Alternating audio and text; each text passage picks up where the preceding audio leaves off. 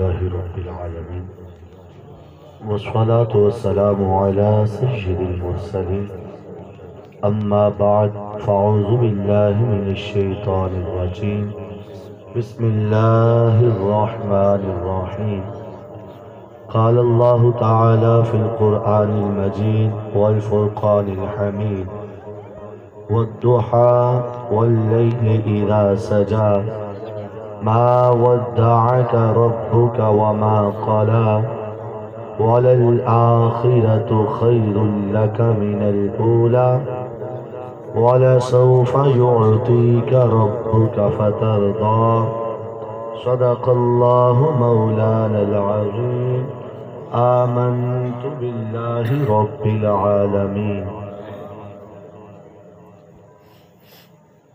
سننے ابو داؤد کی حدیث ہے، رسول اللہ صلی اللہ تعالی علیہ وسلم نے ارشاد فرمایا من لم یشکر الناس لم یشکر اللہ، جو لوگوں کا ناشکرہ ہے وہ اللہ کا بھی ناشکرہ ہے. تو سب سے پہلے میں مولانا محمد فضیل عطاری سلمہ الباری اور جو انتظامیہ محفل موجود ہیں، ہر ایک کا نام تو نہیں آتا، ان سب کا، منتظمین کا، بانیان محفل کا تہہ دل سے مشکور ہوں، اور آپ سب کا بھی مشکور ہوں. اللہ تبارک و تعالی انتظامیہ کا یہ محفل کروانا اور آپ کو اور مجھے بلا کے ذکر مصطفیٰ کی محفل منعقد کرنا قبول فرمائے. اگر آپ لوگ تھوڑے آگے آگے آ جائیں تو انشاءاللہ مزہ ہے. آپ لوگ آگے جاؤ، آگے آگے قریب قریب آ جاؤ، میری طرف منہ.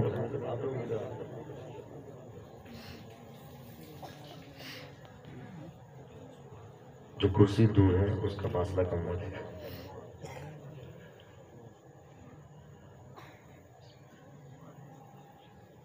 روایت میں آتا ہے کہ رسول اللہ صلی اللہ تعالی علیہ وسلم ایک غزوے کے سلسلے میں تشریف لے کر گئے تو رستے میں صحابہ کرام کو پڑاؤ ڈالنے کا حکم دیا. صحابہ کرام نے پڑاؤ ڈالا تو میرے آقا علیہ السلام نے فرمایا کہ تمہارے پاس کچھ کھانے کو ہے تو برتنوں سے نکال لو اور وہ کھانا تناول کر لو. صحابہ کرام علیہ رضوان نے جب برتن کھولے تو پنیر کی روٹی کے خشک ٹکڑے. عرض کی یا رسول اللہ صلی اللہ علیہ وسلم، طویل سفر کی مشقت بھی ہے، اس تھکاوٹ سے حلق بھی خشک ہے، نہ ساتھ سرکہ ہے، نہ پانی ہے، نہ سالن ہے.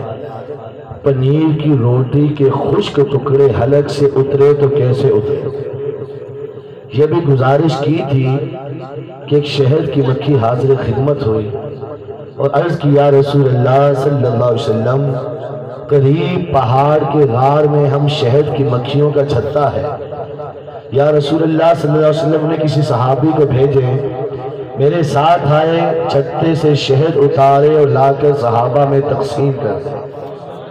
میرے آقا علیہ السلام نے حضرت علی المرتضیٰ رضی اللہ تعالیٰ عنہ کو ساتھ بھیجا. حضرت علی چھتے سے شہد لائے، صحابہ میں تقسیم کیا. صحابہ نے پنیر کی روٹی کے خشک ٹکڑے شہد سے لگا کر تناول فرمایا. ابھی فارغ ہوئے تھے کہ وہ مکھی پھر حاضر خدمت ہوئی. میرے آقا علیہ السلام اس مکھی سے گفتگو فرما رہے تھے، وہ مکھی اپنے معروضات پیش کر رہی تھی. صحابہ کرام نے عرض کی یا رسول اللہ صلی اللہ علیہ وسلم، یہ مکھی آپ سے کیا باتیں کر رہی تھی، کیا معروضات پیش کر رہی تھی؟ میرے آقا علیہ السلام نے ارشاد فرمایا، اے گروہ صحابہ، میں نے اس مکھی سے پوچھا ہے مکھی تو شہد کیسے بناتے ہیں؟ اس مکھی نے عرض کیا رسول اللہ صلی اللہ علیہ وسلم، ہم مختلف پھلوں اور پھولوں کا رس چوستی ہے، لا کے چھتے میں اگل دیتی ہے، شہد تیار ہو جاتا ہے. میرے آقا نے فرمایا میں نے اس مکھی سے پوچھا کہ بعض پھلوں اور پھولوں کا رس کڑوا بھی ہوتا ہے، بعض کا پھیکا بھی ہوتا ہے، بعض کا میٹھا بھی ہوتا ہے، لیکن وجہ کیا ہے؟ تمہارا شہد جب بھی کھایا جائے وہ میٹھا ہی ہوتا ہے، اس میں کرواہٹ اور پھیکا پن نہیں ہوتا.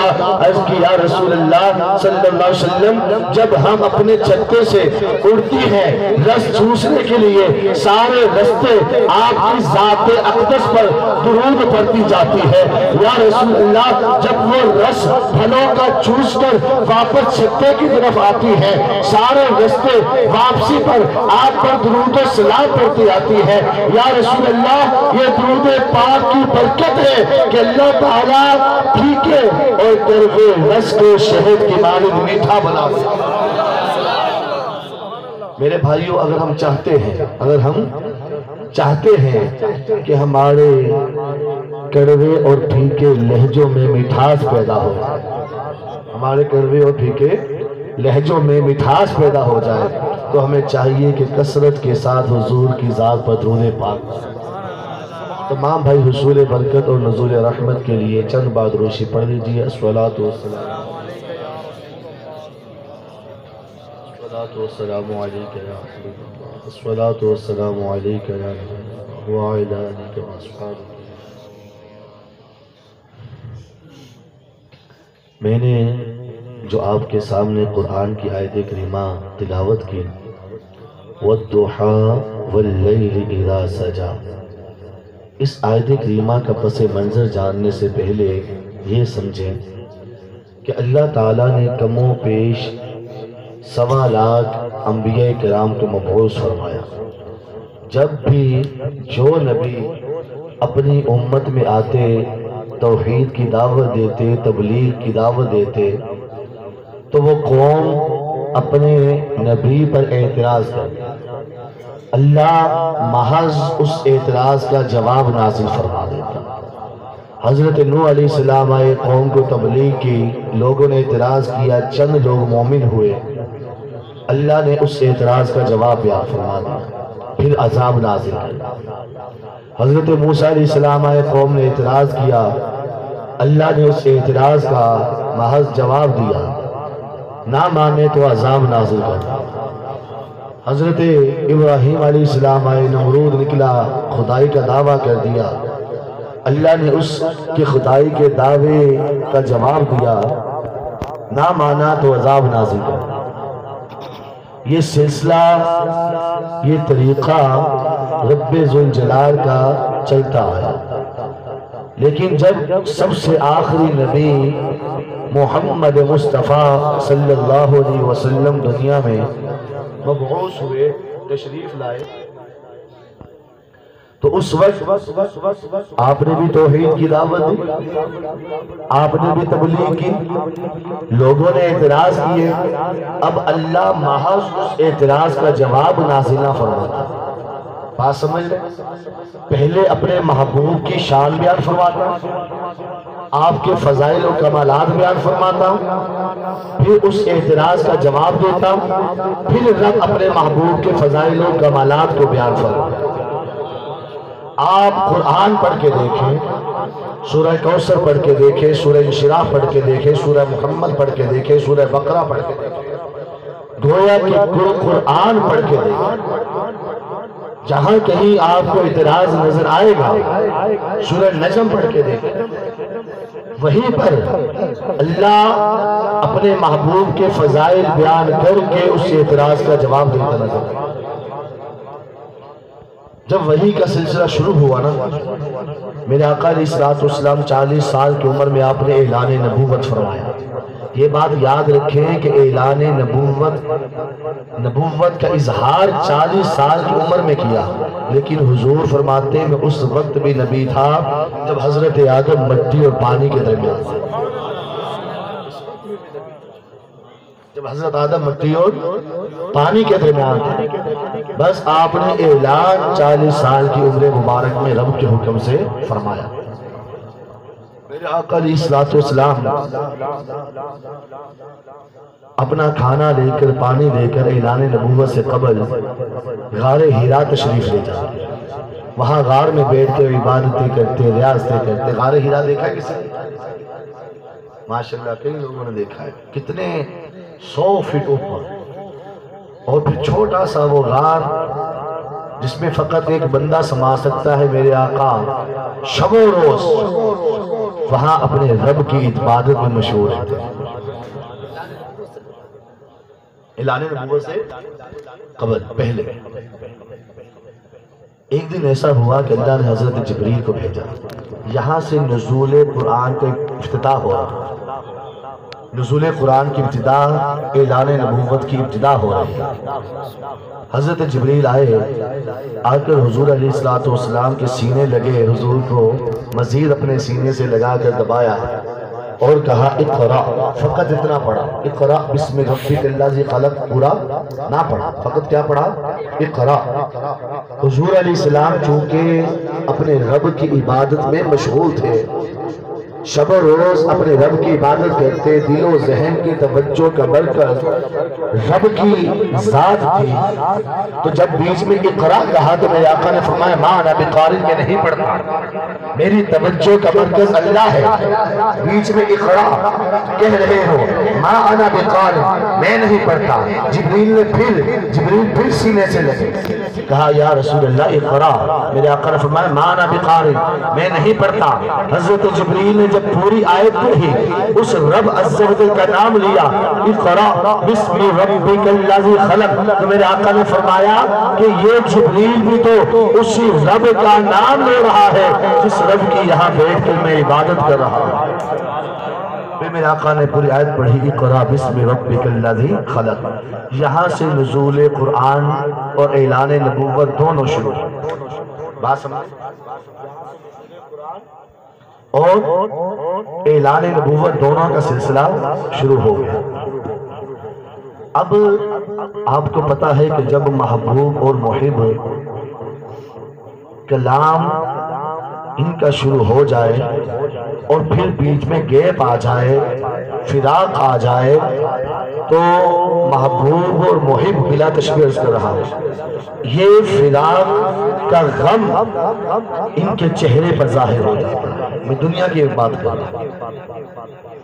وحی کا سلسلہ شروع ہوا، اللہ وحی کے ذریعے اپنے محبوب سے ہم کلام، محبوب وحی کے ذریعے اپنے رب سے ہم کلام. لیکن بیچ میں کچھ وقت ایسا آیا کہ وحی کا سلسلہ موقوف ہو گیا. روایت میں آتا ہے 40 روز تک وحی نہ آئی. یہ جو کلام کا سلسلہ، وحی کا سلسلہ موقوف ہوا، اس وجہ سے میرے آقا کے چہرے پر غم کے آثار ظاہر ہوئے. یقین تو تھا میرا رب مجھے چھوڑ نہیں سکتا. جب کفار مکہ کو یہ بات پتہ چلی، کفار مکہ نے یہ اعتراض شروع کر دیا، وَدَّعَ رَبُّ مُحَمَّدٍ، کہ محمد کے رب نے محمد کو چھوڑ دیا.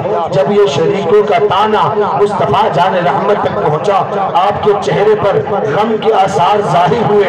اب اعتراض یہ تھا کہ محبوب کے رب نے محبوب کو چھوڑ دیا.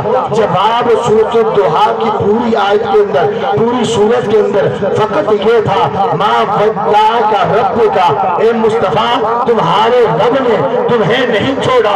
لیکن رب جواب دیتا ہے، غور کرے، اللہ پوری سورت نازل کرتا ہے، فرماتا ہے والضحیٰ، اے مصطفیٰ تمہارے چمکتے چہرے کی قسم اٹھاتا ہو. واللیل اذا سجا، اے مصطفیٰ تمہاری کنڈل والی سیاہ زلفوں کی قسم اٹھا کر کہتا ہو، ما ودعک ربک وما قلی، نہ تمہارے رب نے تمہیں چھوڑا ہے، نہ تمہارا رب تمہیں چھوڑے گا. وللآخرۃ خیر لک من الاولی، اے مصطفیٰ ہر آنے والا لمحہ پچھلے لمحے کی بنسبت آپ کے لیے بہتر ہے. وَلَسَوْفَ يُعْطِيكَ رَبُّكَ فَتَرْضَىٰ، اے مصطفیٰ آپ کا رب اتنا دے گا کہ آپ راضی ہو جائیں. رب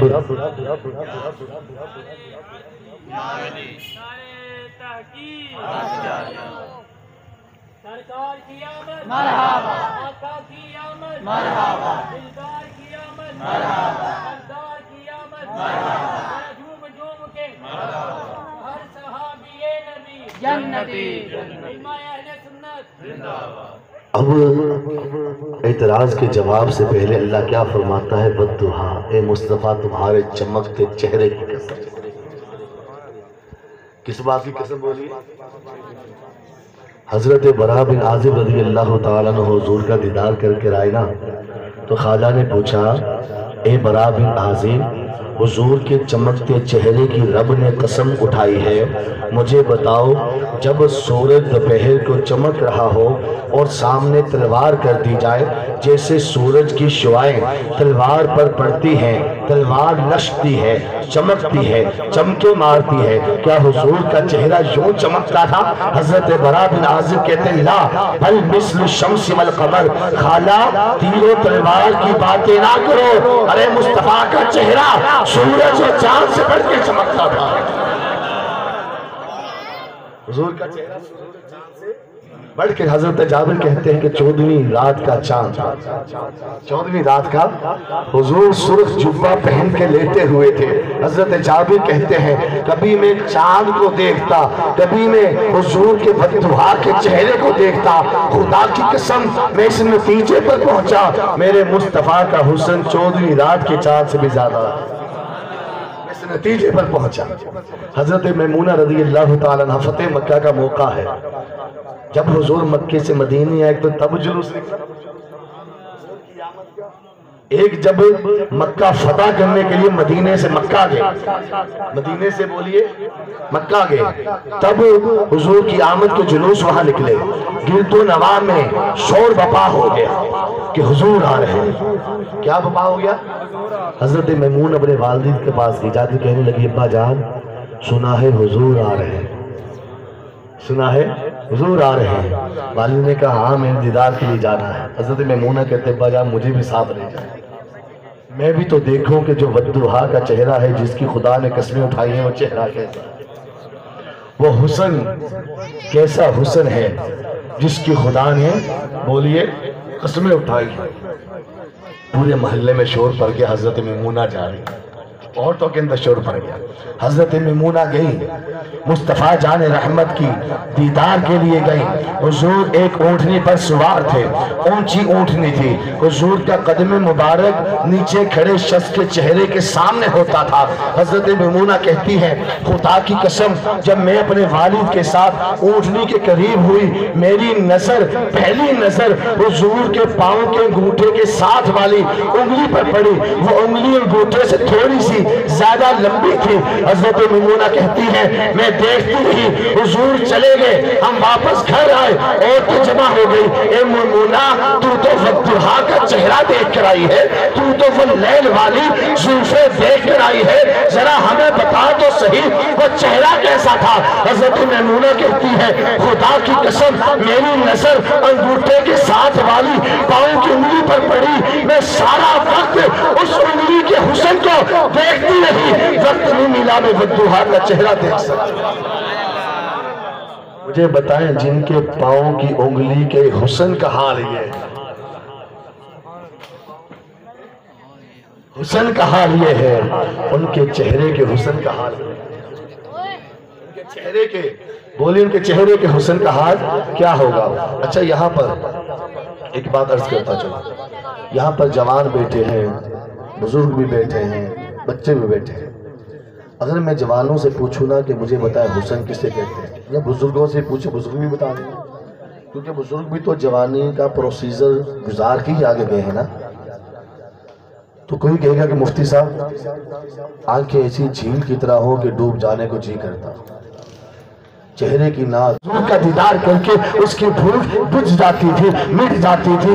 ایک دن ایسا ہوا یہ شب و روز جب چلتے رہے دیدار کرتا رہا، ایک دن ایسا ہوا حضور کسی جنگ کے سلسلے میں شہر مدینہ سے باہر گئے، اب وہ بچہ صبح و شام آتا ہے لیکن بددعا کا چہرہ نظر نہیں آتا، وہ لیل والی پیاری کنڈل والی سیاہ رنگ کی زلفیں نظر نہیں آ رہی، بچہ صبح و شام آتا ہے لیکن حضور کا دیدار نہیں ہو رہا۔ اب وہ بچہ اس فراق کو جدائی کو برداشت نہ کر پایا، یہ جدائی کا پہاڑ صدمہ بن کر اس کے دل پہ گرا، بچہ مریض بن گیا، نہ کچھ کھاتا تھا نہ پیتا تھا، وہ ساری کمزوریاں عود کر کے لوٹ کر آ گئی۔ باپ یہودیوں کا عالم تھا، بڑے بڑے ڈاکٹر بنائے، بڑے بڑے طبیب بنائے، سب نے آ کر چیک کرنے کے بعد یک زباں ہو کر کہا کہ یہودیوں کے عالم اگر تمہارے بیٹے کو کوئی زمینی بیماری لگی ہوتی ہم اس کا علاج علاج کرتے. تمہارا بچہ کسی زمینی مرض میں نہیں آسمانی مرض میں مبتلا ہے.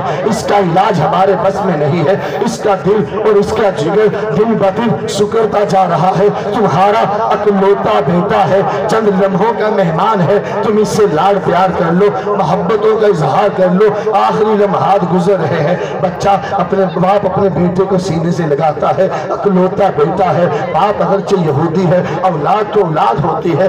باپ سینے سے لگا کے بے اختیار رو پڑتا ہے. بچہ پوچھتا ہے ابا جان کیوں روتے ہو, کیا ہوا؟ باپ عرض کرتا ہے بیٹا یہودی ہوں, طبیبہ کو بلایا, اچھے سے اچھے ڈاکٹر کو بلایا, سب نے لا علاج مرض قرار دیا کہ علاج نہیں ہے. چند لمحوں کے مہمان ہو, اکلوتے بیٹے ہو. بیٹا صدمہ برداشت نہیں ہو رہا, بے اختیار آنسو چھلک پڑے ہیں. بچہ کہتا ہے ابا جان میں بتاؤں یہ دل کن کا مریض ہے, مجھے کون سا مرض لگا ہے؟ باپ پوچھتا ہے بیٹا بتا. بیٹا کہتا ہے ابا جان خدا کی قسم زور و شور سے صبح و شام مصطفیٰ کا دیدار کرتا تھا. حضور اب مدینے میں نہیں, حضور باہر چلے گئے, دیدار نہیں ہو رہا. دیدار نہ ہونے کی وجہ سے یہ جو فراق تھا, یہ جو جدائی تھی برداشت نہ ہوئی. ابا جان بات یہ ہے دیدار مصطفیٰ نہیں ہو رہا, قریب المرگ لگا ہو, قریب المرگ ہو چکا ہو. آپ جائیں مسجد نبوی میں جائیں, ہو سکتا ہے حضور واپس آ گئے ہو. جا کر میرا پیغام دے کہ یا رسول اللہ میرا بیٹا ہے, ننھا بیٹا ہے, اکلوتا بیٹا ہے, نابالغ بچہ ہے, آپ سے ٹوٹ ٹوٹ کر محبت کرتا ہے. یا رسول اللہ آپ کی جدائی برداشت نہ ہوئی, وہ قریب المرگ ہے. میرا بچہ کہتا ہے کہ یا رسول اللہ اگر مجھ سے بیٹھا جاتا چلا جاتا میں سر کے بل چل کر خود حاضر ہوتا, لیکن بیٹا حالت اس میں ہے کہ اٹھتا ہے تو اٹھا نہیں جاتا, بیٹھتا ہے تو بیٹھا نہیں جاتا. یا رسول اللہ قریب المرگ ہے, اس کی آخری خواہش یہ ہے کہ وہ آپ کا دیدار کرنا چاہتا ہے. باپ جب یہ سنتا ہے کہتا نہ بیٹا یہودی کیا کہیں گے, ہمیں تبلیغ کرتا ہے. اپنا بیٹا مصطفیٰ کا دیوانہ ہوا بیٹا ہے, اپنا بیٹا مصطفیٰ کا پروانہ ہوا بیٹا ہے, میں یہ کام نہیں کر سکتا. وہ بچہ رو پڑتا ہے, روتے ہوئے کہتا ہے ابا جان اگر بندہ مر رہا ہو, دشمن سامنے ہو, بڑے سے بڑا ظالم دشمن ہو, مرنے والا اپنے دشمن کے سامنے اپنی آخری خواہش کا اظہار کرے, دشمن جیسا مرضی ہو وہ اپنے مرنے والے دشمن کی آخری خواہش پوری کر دیتا ہے. آپ تو میرے باپ ہیں, میں تو آپ کے دل کا ٹکڑا ہوں, میں تو آپ کا اکلوتا بیٹا ہوں. میری آخری خواہش یہ ہے میں مرنے سے پہلے حضور کا دیدار کرنا چاہتا ہوں تاکہ روح بدن سے سکون سے نکل جائے. باپ بے اختیار ہو جاتا ہے, دل پسیر جاتا ہے, مسجد نبوی جاتا ہے. خدا کیا کرنا حضور آئے ہوتے ہیں. وہ باپ جب حضور کو دیکھتا ہے کہتا ہے محمد صلی اللہ علیہ وسلم ایک بات عرض کرنی ہے, بیٹا میرا ہے لیکن وہ عاشق آپ کا ہے, آپ کا فراق برداشت نہ ہوا. میرا بچہ کہتا ہے کہ یا رسول اللہ اگر مجھ سے چلا جاتا میں چل کر قدموں کے بل سر کے بل چل کر آپ کے قدموں میں حاضر ہوتا, لیکن کمزوری کی وجہ سے نہ اٹھا جاتا ہے, نہ بیٹھا جاتا ہے, نہ چلا جاتا ہے. یا رسول اللہ صلی اللہ علیہ وسلم میرے بیٹے کی آخری خواہش یہ ہے کہ وہ مرنے سے پہلے آپ کا آخری دیدار کرنا چاہتا ہے. میرے آقا اپنا تہمت شہرت درست کرتے ہیں, صحابہ کو ساتھ لیتے ہیں. یہ کیسے ممکن ہے, یہ کیسے ممکن ہے حضور کا عاشق ہو, حضور کا میلاد منانے والا ہو, حضور کے جشن ولادت کی خوشی میں جلوس نکالنے والا ہو, محفل مصطفیٰ کی سجانے والا ہو, بزم مصطفیٰ کی منعقد کرنے والا ہو, اور زبر سبز گنبد پر مر مٹ جانے والا ہو. میرے مصطفیٰ کو اپنے ایسے عاشق کی خبر نہ ہو. میرے رضا کہتے ہیں, اعلیٰ حضرت فرماتے ہیں فریاد امتی جو کرے حال زار میں ممکن نہیں کہ خیر بشر کو خبر نہ ہو. میرے آقا علیہ السلام اپنے یہودی عاشق کے گھر جاتے ہیں, جا کے دیکھتے ہیں بچہ غنودگی میں پڑا ہے. میرے آقا اپنا دست مبارک اس بچے کے بالوں میں پھیرتے ہیں. عاشق ہے, عاشق حضور کا جب محبوب کا ہاتھ سر پہ ٹچ ہوتا ہے ٹھنڈک سینے تک جاتی ہے, سینے تک خدا کی قسم ٹھنڈک پہنچتی ہے. وہ بچہ اپنی آنکھیں کھولتا ہے, سامنے بددعا کا چہرہ ہے, لیل والی زلفیں ہیں. بچہ اٹھنا چاہتا ہے, اٹھا نہیں جاتا, اپنے جسم کو گھسیٹ کر حضور کے قدموں میں گرا دیتا ہے. میرے آقا جب اس کے سر پر ہاتھ پھیرتے ہیں, پوچھتے ہیں بیٹا کیا ہوا؟ عرض کی یا رسول اللہ آپ کی جدائی برداشت نہ ہوئی, آپ کی محبت میں میں قریب المرگ ہو گیا ہوں۔ میرے آقا فرماتے ہیں بیٹا جب اس طرح ٹوٹ ٹوٹ کر محبت مجھ سے کرتے ہو، عشق مجھ سے کرتے ہو، میرا کلمہ کیوں نہیں پڑھ لیتے؟ میرے ایمان میں، میرے دین میں، میرے اسلام میں داخل نہیں ہو جاتے؟ وہ بچہ اس کہتا ہے یا رسول اللہ، توجہ فرمائیے گا، وہ بچہ کہتا ہے یا رسول اللہ موت سامنے کھڑی ہے، کلمہ پڑھوں گا تو اب پڑھوں گا آپ کے دین کے مطابق قبر کے اندر نمازوں کا سوال ہوگا، روزوں کا سوال ہوگا، حج کا سوال ہوگا، زکوٰۃ اور جہاد کا سوال ہوگا۔ یا رسول اللہ ابھی کلمہ پڑھوں گا، سامنے موت ہے، نہ نمازوں کا ٹائم، نہ زکوٰۃ کا ٹائم، نہ حج کا ٹائم، نہ جہاد کا ٹائم، میرے تو عذاب ہوگا، میں تو پھنس جاؤں گا اگر آپ ایک بات کی یا رسول اللہ۔ وہ بچہ کہتا ہے یا رسول اللہ اگر آپ ایک بات کی ضمانت دیتے ہیں میں کلمہ پڑھتا ہوں۔ میرے آقا نے فرمایا کیا ضمانت مانگتا ہے؟ وہ بچہ کہتا ہے یا رسول اللہ قبر میں داخل کرنے سے لے کر جنت میں داخل کرنے کی ضمانت دیتے ہیں تو میں کلمہ پڑھتا ہوں۔ میرے آقا نے فرمایا بیٹا کلمہ تو پڑھ، جنت پہنچانا مجھ محمد کا کام ہے۔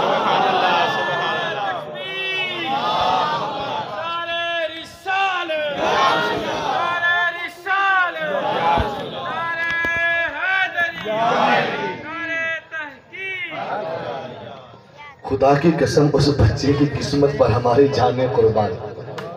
یہودی تھا، حضور کا عاشق بن گیا، نہ صرف عاشق بنا، ٹوٹ ٹوٹ کر محبت کی، نہ صرف محبت کی، مرنے سے پہلے اس محبت کا صلہ بھی لے گیا، ایمان بھی قبول کر گیا اور حضور سے جاتے جاتے جنت کی ضمانت بھی لے گیا، جنت کی جاتے جاتے ضمانت بھی لے گیا۔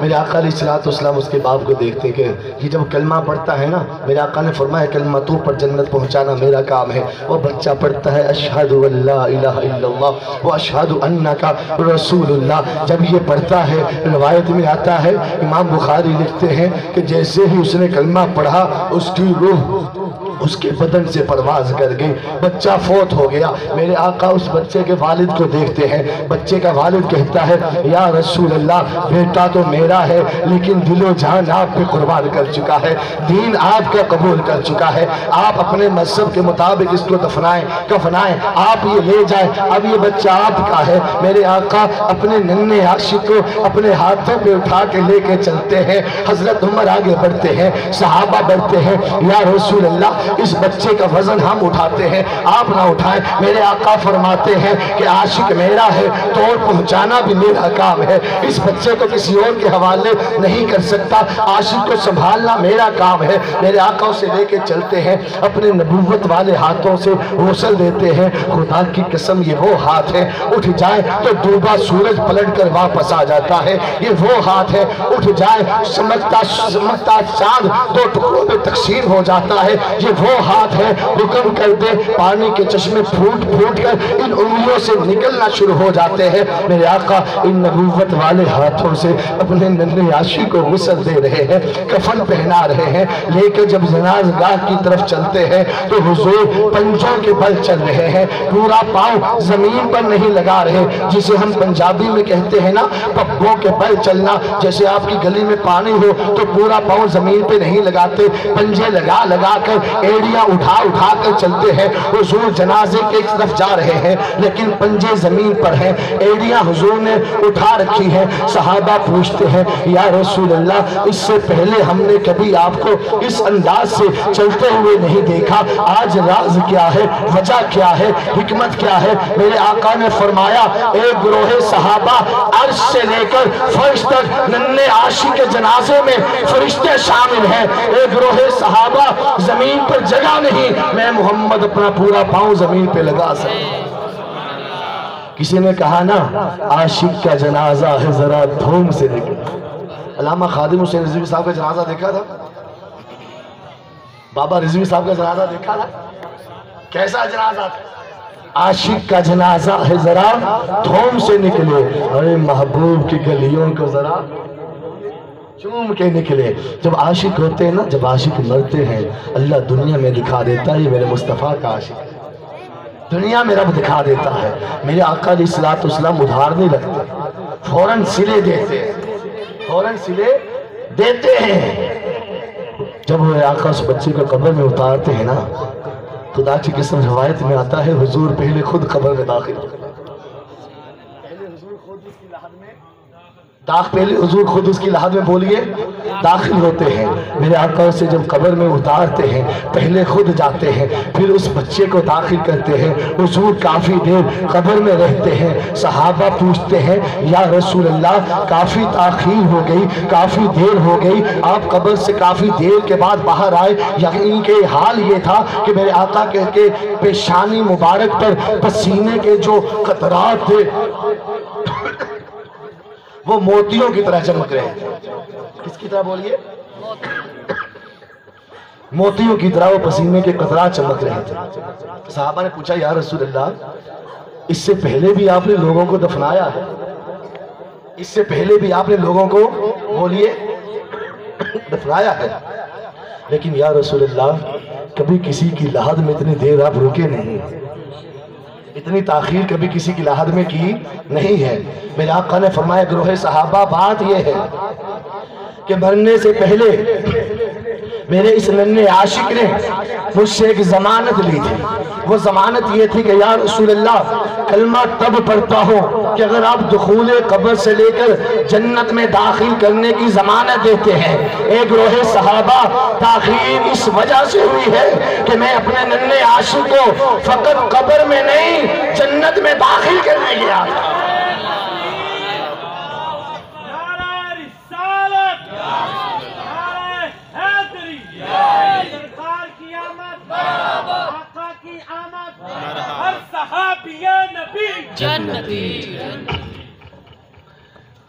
مجھے بتائیں حضور کا عاشق ہو، حضور کا کیا ہو؟